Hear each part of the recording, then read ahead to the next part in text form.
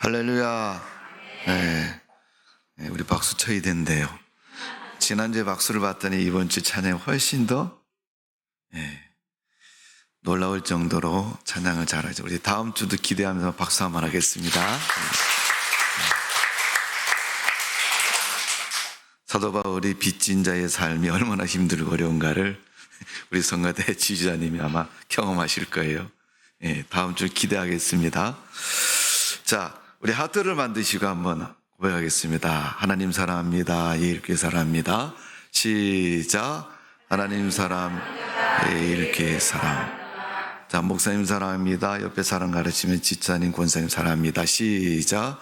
목사님 사랑, 집사님 사랑합니다. 권사님 사랑. 하나님의 은혜가 여러분 속에 늘 넘치시기를 바랍니다. 사람은 인생을 살아가는 모습을 보면 얼굴 모습처럼 참 다양하게 살아갑니다.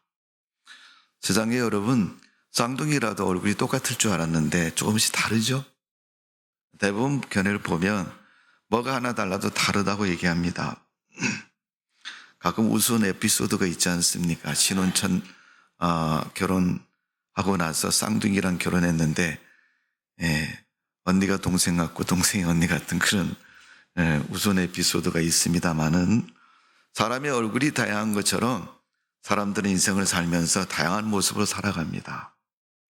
그 다양한 모습 속에서 보면 좋은 모습으로 사는 사람이 있는가 하면 그렇지 못한 모습으로 사는 사람들이 참 많아요. 그래서 이게 뭐 좋은 모습인지 나쁜 모습인지 모르지만은 좀 비겁한 모습으로 사는 사람 이야기를 말해보면 그럽니다. 앞에서 여론을 조성하고 나쁜 분위기를 만든 다음에 본인은 실제적인 일에서 빠져서 모르는 사람들끼리 서로 다투고 분쟁하고 전쟁을 일으키게 하는 그런 일들을 볼 수 있습니다. 지금까지 우리가 사는 지구상에서 그런 일들이 많이 있었고 또 사람들에 의했고 하나님은 그런 우리 삶의 모습을 마땅히 여기지를 않습니다. 성경에 보니까 다툼에 대한 이야기가 참 많이 나옵니다. 근데 그 중에 대표적으로 하나를 말씀을 드리면 이삭에 관한 이야기입니다. 아브라함의 아들 이삭이 브엘세바 지경에 내려가서 블레셋 사람들이 사는 그 지경에서 거주하게 됩니다. 이유는 가뭄을 피해서 좋은 땅을 찾아서 간 것입니다. 그러니까 삶의 조건을 따라서 이동해 간 것입니다. 우리 삶이 그렇지 않습니까? 뭐 어디 가면 일자리가 많다더라. 아니면 거기는 먹고 살기 좋더라. 그 나라 가면 안 돼. 업신여김을 받고 또 무시를 당하고 또 월급도 작고 살기 힘들어. 그러면 안 갑니다. 구약의 룻기서에 보면 룻이라는 여인이 자기 가족들과 함께 모압 지방으로 이사간 이유도 거기에 있습니다. 하나님의 풍요의 땅인 이스라엘 땅에서 예루살렘에서 그것도 베들레헴에서 그 이방 땅인 모압 땅으로 갔는데 결국은 그 땅에서 모든 것을 다 잃고 돌아오는 그런 모습이 된 것을 볼 수 있습니다. 많은 사람들이 신앙적으로 망했으니까 하나님께 돌아왔지 네가 그 모압 땅에서 잘 먹고 잘 살았으면 하나님께 돌아왔겠느냐 그렇게 이야기를 하는데 실질적으로 보면 그런 것 같아요. 우리가 세상에서 뭔가를 성공하면 성공한 것을 자랑을 하고 우리 애들이 먼 학교를 나오고 어느 직장을 다니고 자랑을 하잖아요. 그것처럼 우리가 세상을 사는 것도 뭔가를 이루고 됐다면 여러분 자랑스럽게 여기고 귀하게 여기고 그것을 전부로 여기는 것이 우리 인생의 모습입니다. 그래서 때로는 좀 심하면 그렇지 못한 사람들을 업신여기고 무시하고 그럴 때가 참 많습니다. 저도 목회를 하면서 그럴 경우는 굉장히 많이 생각할 때가 많습니다. 교회가 좀 더 건물이 있고 컸으면 그런 생각을 할 때가 참 많아요. 물론 인간적인 생각이겠지만은 우리가 여러분 하나님 앞에서 어떤 모습으로 살아야 되는가 하는 것은 대단히 중요한 것입니다. 오늘 창세기 26장에 보니까 이삭이 브엘세바에 가서 또 루스드라에 가서 그가 살아가면서 그 자손들이 신앙생활하면서 하나님을 만났고 하나님의 은혜를 경험하고 역사했던 그런 모습들을 그 가족의 계보 아브라함의 후손들의 이야기로 성경이 기록하고 있습니다. 이삭이 살 때, 야곱이 살 때, 또 그리고 그 아들 요셉이 살 때 어떤 모습으로 살았는가를 성경은 가르쳐주고 있습니다. 그 중에서 이삭이 블레셋 지경에서 살아가는데 아버지랑 과거에 경험한 것이 있습니다. 블레셋 지경에 한번 내려갔다 왔기 때문에 이삭은 아버지와 더불어서 그 땅을 경험했습니다. 그리고 다시 자기가 아버지가 돌아가시고 자기가 가정의 책임자로 살아가는 동안 어려움을 피해서 그 땅으로 내려간 것입니다. 가서 우물을 팠는데 아버지가 받은 우물을 팝니다. 사람들은 그럴 것입니다. 경험이 있으니까 그 자리에 물이 나오는 걸 알고 우물을 팠을 것이다. 그렇게 얘기하지만 여러분, 시간이 흐르고 세월이 흐르면 정확한 이치를 잘 모르지 않습니까? 또 설령 안다고 해서 여러분 거기에 다시 물이 나온다는 보장이 어디 있겠습니까? 우리가 눈으로 보지 못하는 땅 속의 흐름은 전혀 알 수가 없습니다. 여러분도 여러분 경험했을지 않습니까? 과거에 여기서 무슨 나무가 있었고 무슨 열매를 땄는데 몇 년 지난 다음에 그 자리에 가봤더니 그 나무가 없어질 수도 있고 열매가 하나도 달리지 않을 수도 있고 또 그 주변에는 환경이 다 변해서 새로운 모습으로 바뀌어질 수 있는 것을 볼 수 있습니다. 그런데 이삭은 그 땅에 가서 아버지가 팠던 것처럼 우물을 파고 물을 얻어서 농사를 짓습니다. 그래서 하나님이 그 우물을 통해서 100배의 축복을 주어서 이삭이 큰 부자가 됩니다. 그때부터 블레셋 사람들의 시기를 받기 시작합니다. 야, 너는 우리 땅에 와서 네가 농사 잘 지어서 많이 소출했으면 좀 주든지 아니면 뭐 고맙다고 얘기를 하든지 뭐 또 어떻게 좀 얻은 것에 대해서 와서 사는 게 좀 미안함을 갖든지 뭐 그렇게 하라는 거죠. 그래서 농사 짓고 소출을 많이 얻은 이삭의 우물을 빼앗습니다. 그걸 한 번 뺏은 게 아니고 두 번, 세 번 계속 연거해서 뺐습니다. 그러니까 이삭은 우물을 뺐으면 그냥 주고 다른 지역에 가서 또 우물을 팝니다. 그럴 때 그곳마다 우물이 나오고 물이 나오고 농사를 지어서 부자가 되는 것을 볼 수가 있습니다. 나중에 이 블레셋 왕이 이삭에게 와서 그 우물 나는 것을 보고 저 사람이 누구인데 저런 복을 받고 사느냐. 이건 사람이 주는 복이 아니고 단순히 우리 땅에서 우물을 팠기 때문에 나온 물이 아니고 저는 필시 뭔가 특별한 축복이 있다. 그러면서 그의 복을 인정을 합니다. 그래서 그때 판 우물은 빼앗지 않고 네가 가져라 이렇게 주는 거예요. 여러분. 근데 그 우물이 뭐예요?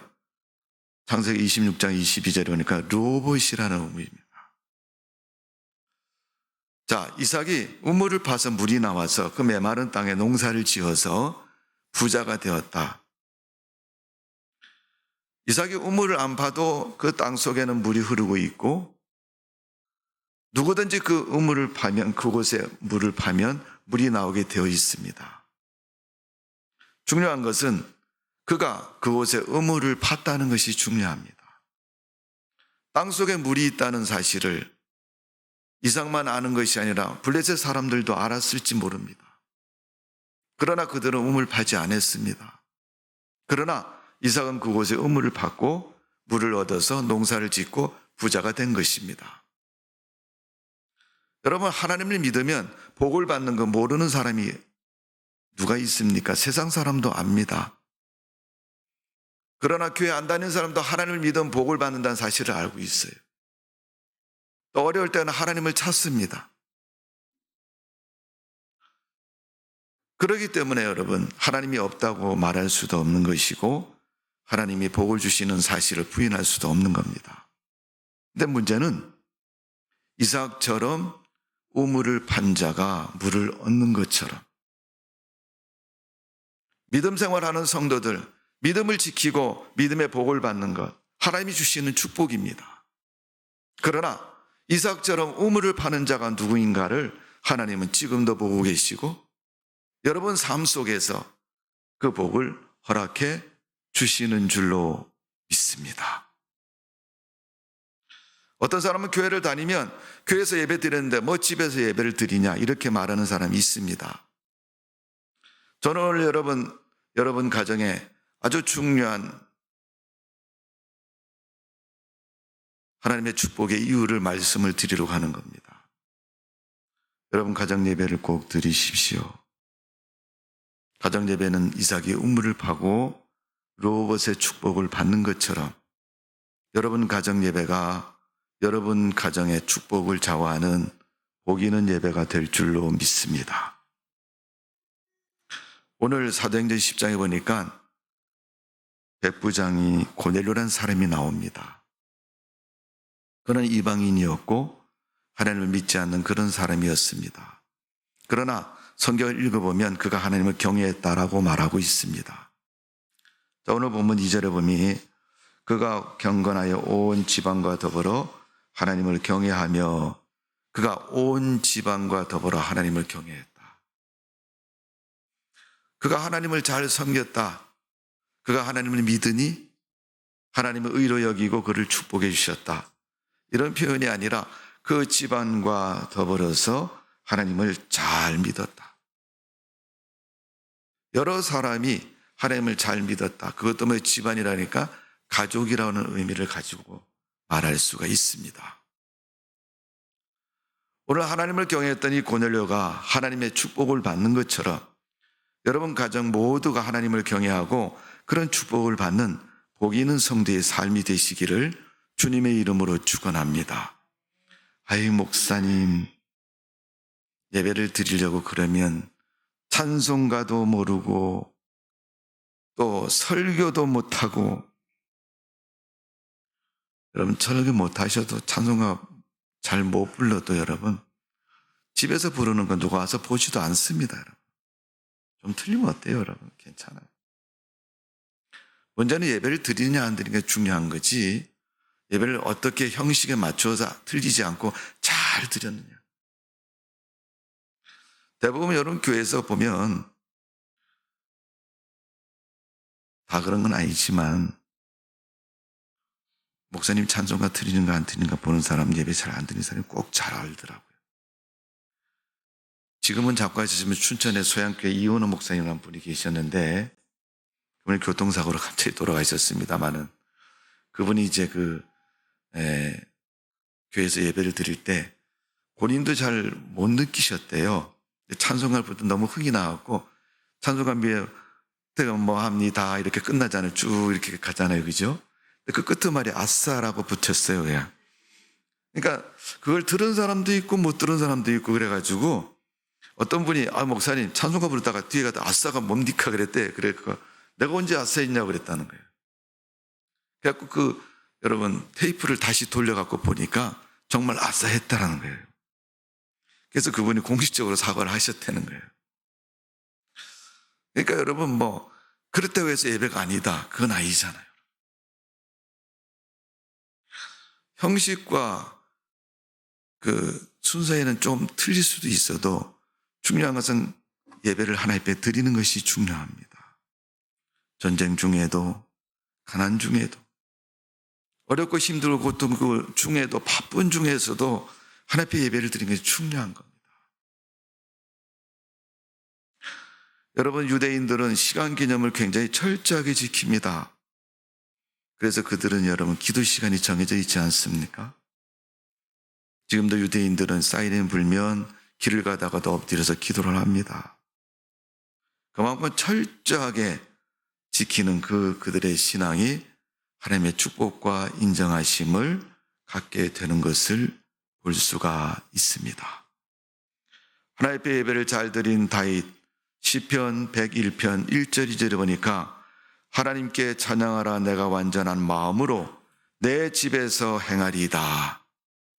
다윗이 자기 집에서 하나님을 완전히 찬양하는 마음으로 하나님을 경배했다고 말하고 있습니다.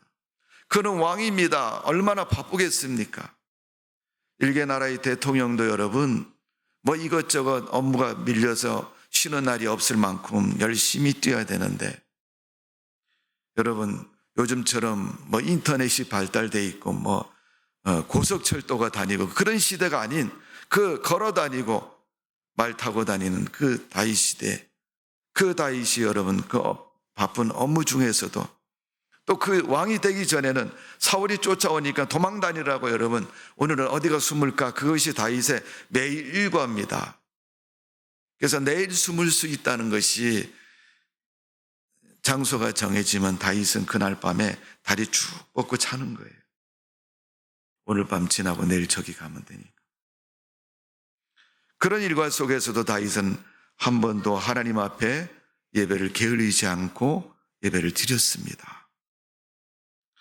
오늘 고넬료의 가정이 가족과 더불어서 하나님을 경외했으므로 하나님이 그 믿음을 인정하시고 그 가정에 세례를 베풀어 주시고 구원의 가정이 되도록 축복해 주신 줄로 믿습니다.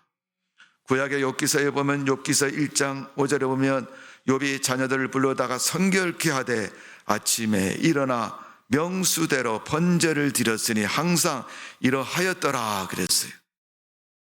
날마다 자기 자녀를 위해서 하나님 앞에 제사를 드려주고 제물을 드렸던 이 욥의 신앙, 그러니까 하나님이 그를 지켜주시고 환난 속에서도 위기 속에서도 그를 보호하시는 것을 볼 수가 있습니다. 구약에 보니까 아침에 제사 드리고 저녁에 제사 상번제사라고 그러죠. 여러분 우리가 하나님 앞에 이런 예배를 드림으로 말미암아 복 있는 성도가 되시기를 주님의 이름으로 축원합니다. 우리 하나님을 믿는 성도들은 아침 저녁으로 하나님 앞에 예배를 드리는 예배의 습관과 예배의 모습이 계속되고 지속되어져야 될 줄로 믿습니다. 그 사람에게 하나님은 반드시 축복하시고 복을 허락해 주시는 줄로 믿습니다. 사도행전 1장 13절의 말씀은 저희가 유하는 다락에 모여 기도하니 120명이라. 여러분 초대교회가 탄생할 때 마가의 다락방에 모인 성도들의 모습, 함께 모여 기도했더니 하나님이 성령을 기름 부으시고 역사해 주셨다는 거예요. 나 혼자도 할 수 있다고 생각이 되지만 그래도 이왕이면 가족들이 모두 함께 예배드리는 믿음의 가정 되시고 그 하나님이 믿음의 가정에 주시는 그 축복이 넘치는 삶이 되시기를 주님의 이름으로 축원합니다. 사도행전 2장 46절에서 47절의 말씀 보면 초대교회 성도들이 날마다 성전에서 집에서 모여 떡을 떼며 하나님을 찬송하며 모든 사람에게 칭찬을 받았다, 그렇게 표현하고 있습니다. 성전에서 집에서 모이게 힘써 왜 모였겠어요, 여러분? 쑥떡하려고? 아니죠, 여러분. 예배를 드리려고 모인 거예요. 그래서 우리 한국교회도 여러분 옛날에 그랬어요. 모이면 예배 드리고 흩어지면 전도.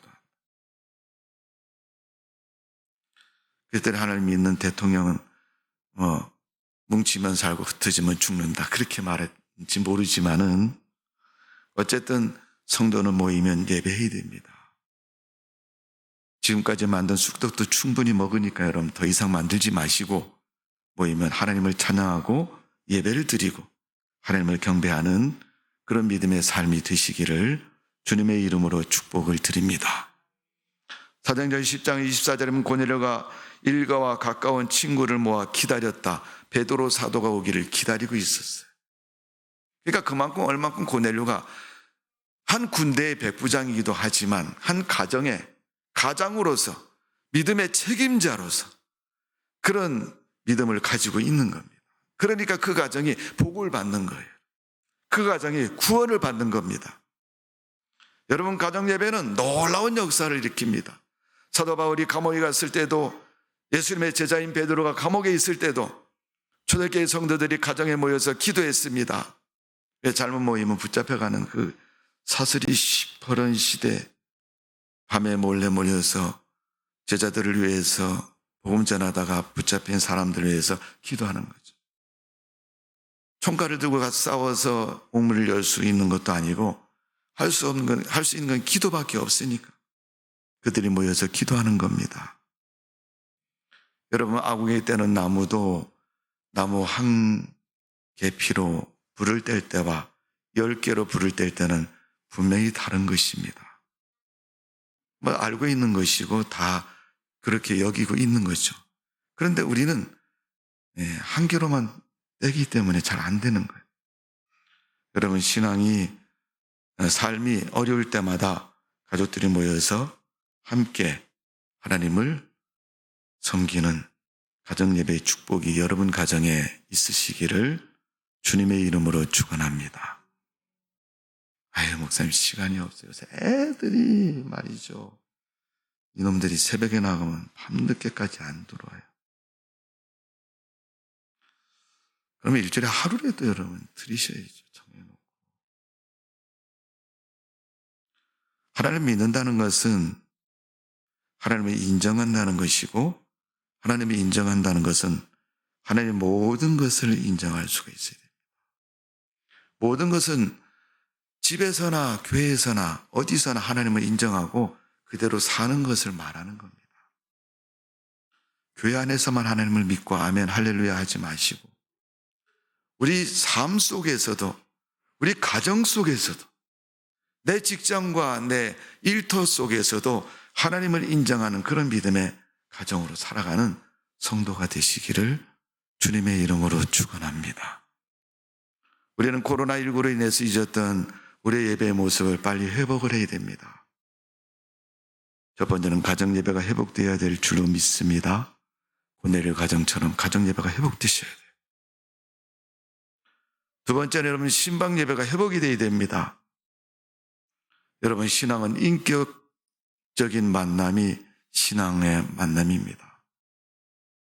통신으로 만나는 것이 아니고, 인터넷으로 만나는 것이 아니고, 인격적이면 얼굴과 얼굴을 맞대고 감정을 나누고 또 믿음을 나누는 것이 신앙인 것입니다. 그래서 우리가 신방 예배가 다시 활성화가 되어야 됩니다. 세 번째로, 주보에는 속회라고 되어 있는 감리교식 표현이고요. 보통 교회는 구역 예배라고 그러죠. 요즘은 또 다른 표현을 쓰지 않습니까? 뭐 여러 가지 표현을 쓰지만 일단은 그룹으로 모여서 한 구역씩 모여서 드리는 그 예배가 회복이 되어야 됩니다. 그리고 우리가 수요 예배나 새벽 예배나 상번제를 드린다는 것은 여러분, 아침에 한 번, 저녁에 한 번 성전에 와서 하나님 앞에 기도하고 예배를 드리는 걸 말하는 거예요. 아침에 새벽 기도 나오면 되고요.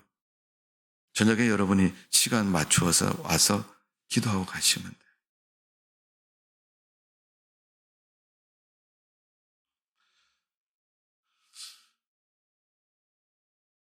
구역 예배를 통해서 지역이 예배 가운데 활성화되고 다시금 믿음의 자리를 회복해야 됩니다.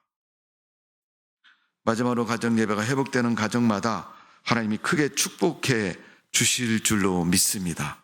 일반적으로 가정에서 드린 예배는 신방을 중심으로 해서 가족이 어떤 일들에 의해서 예배를 드리는 겁니다. 개업 예배나 어떤 분은 생일 때, 돌잔칠 때, 100일 때, 회감연 때, 가정의 모든 행사가 있을 때 예배를 드림으로 하나님을 경외하고 그 믿음으로 가정이 서는 것을 볼 수 있습니다. 오늘 여러분, 가정 예배는 인생의 행복을 만드는 일이라는 것을 여러분 분명히 기억해야 됩니다. 가정 예배는 하나님을 믿는 큰 신앙이라는 것을 우리가 기억해야 됩니다. 왜? 가족 구원을 위해서 가정 예배가 중요하기 때문에 그렇습니다. 창세기 2장 19절에 보니까 하나님이 사람을 만드시고 독초하는 것이 좋지 않아서 돕는 배필을 만드셨다 그랬어요. 하나님이 우리를 사랑하시고 우리를 위해서 배필을 만드신 것처럼 하나님은 우리 가정을 생각하시고 축복하시는 거예요. 육적으로 영적으로 모든 면에서 그 사람을 축복하는 거예요. 아담을 축복하시는 겁니다. 그러기에 아담 되는 가정은 하나님을 경외하고 바른 믿음으로 살아가는 성도가 되시기를 바랍니다. 성경 요한복음 2장 2절에 보니까 예수님이 가나의 혼인집에 가셨습니다. 그런데 그 혼인집에 결혼식이 중간에 맞춰질 위기상황에 처한 것입니다. 왜? 포도주가 떨어졌기 때문에. 여러분, 혼인잔치를 다 마치지 않고 중간에 그만두면 그건 여러분 불미스러운 일인 것이고 그 혼인은 인정받을 수가 없는 거예요. 그런 가나의 혼인잔치에 예수님 물로 포도주를 만드셔서 그 가정을 축복해 주신 겁니다. 누가복음 10장 38절에 예수님께서 마르다의 가정에 가셔서 그 가정을 축복해 주셨습니다. 마가복음 1장에 보니까 안드레의 집을 방문하신 예수님은 베드로의 장모의 열병을 고쳐주신 것을 볼 수 있습니다. 누가복음 8장에 보니까 회당장의 집에 방문하셔서 그 딸을 고쳐주신 것을 볼 수 있습니다. 예수님이 가시는 곳마다 하나님의 놀라운 역사가 있었고 가정의 문제가 해결되고 그 가정이 구원받고 믿음의 굳건히 서는 것을 볼 수가 있습니다. 하나님을 찬양하고 예배하고 하나님을 경배하는 가정마다 이러한 가정들처럼 복 있는 가정으로 축복된 가정으로 믿음의 가정으로 세워지시는 줄로 믿습니다. 여러분 주보를 보십시오. 저를 보시면 매주 토요일 가정 예배란이 있어요, 여러분. 이번 주는 구제와 선행의 사람 도르가에 대한 말씀이고요. 그 말씀을 중심으로 해서 여러분 찬송 부르고 예배를 드리십시오. 그 예배 가운데 하나님이 임장하시고 함께 하시고 축복해 주시는 줄로 믿습니다. 여러분 주보 표지를 한번 보십시오. 예배 시간이 나와 있습니다. 주일 예배 오전 11시, 오후 예배 2시, 앞으로 오후 예배를 회복시켜서 정상적으로 드릴 겁니다. 수예배 7시 30분, 새벽 예배 매일 오전 10시, 5시, 금요일 예배 오후 8시 이렇게 예배 시간을 쭉 안내해 놨습니다. 여러분 정해진 예배 시간에 약속이고 하나님을 만나는 복된 시간으로 생각하시고 예배에 열심을 다하시고 특별히 가정 예배를 통해서 여러분 가정이 복을 받는 믿음의 가정 되시기를 주님의 이름으로 축원합니다. 야곱이 세겜 사람들로 인해서 죽을 위기에 처했을 때 그가 베델로 올라가서 과거에 하나님을 경외했던 그 신앙이 회복되고 그 땅에 주인이 된 것처럼 오늘 여러분 가정이 예배를 잘 드리고 가정이 하나님 앞에 복을 받고 세상 살아가는 동안 여러분 가정이 주인처럼 살아가는 성도가 되시기를 주님의 이름으로 축원합니다. 기도하겠습니다. 아버지 하나님, 이삭이 블레셋 지경에서 우물을 팠더니 하나님이 도우셔서 복을 주심으로 그가 100배의 소출을 얻는 사람이 되었고 인정받는 사람이 되었고 그 땅의 주인이 되었습니다. 세상 사는 동안 하나님께서 우리를 사랑해 주셔서 가정도 주시고 삶의 모든 것을 허락해 주셨사오니 받은 것에 감사하고 예배를 통해서 하나님께 영광 돌리는 믿음의 가정 되기를 원합니다. 가정 예배를 잘 드리고 가족 모두가 구원받는 역사가 있게 해주시고 가정 예배를 드림으로 나의 신앙이 성숙하는 복된 가정 되게 하여 주옵소서. 가정 예배를 잘 드리고 고넬료처럼 하나님께 은혜를 입는 복이 있는 가정 되게 하여 주옵소서. 하나님이 인정하시고 축복된 가정 되기를 원합니다. 살아계신 우리 하나님이 우리를 축복하셔서 복이 있는 아름다운 믿음의 가정 되게 해주시고 성령 충만한 가정 되게 해주시고 하나님이 그 가정에서 일꾼을 내셔서 요셉처럼 전국을 다스리는 총리와 같은 인물이 그 가정에 일어난 것처럼 창세기 15장에 아브라함이 하나님 앞에 약속을 지키고 섬겼더니 내 민족이 허리에서 나올 것이고 세계를 지도한 지도자가 내 허리에서 나올 것이라고 아브라함을 축복하신 하나님의 그 복이 이스라엘 민족을 통해서 이루어진 것처럼 우리 성도님들 가정이 하나님의 복을 받아서 그 가정에 세계적인 인물이 나고 하나님의 축복받은 가정 되게 해주시고 하나님이 필요할 때 쓰고자 하는 믿음의 일꾼들이 가정을 통해서 자녀들을 통해서 이루어질 수 있도록 은총을 내려 주옵소서. 감사와 영광과 찬송을 올려드리며 예수님의 이름으로 기도하옵나이다. 아멘.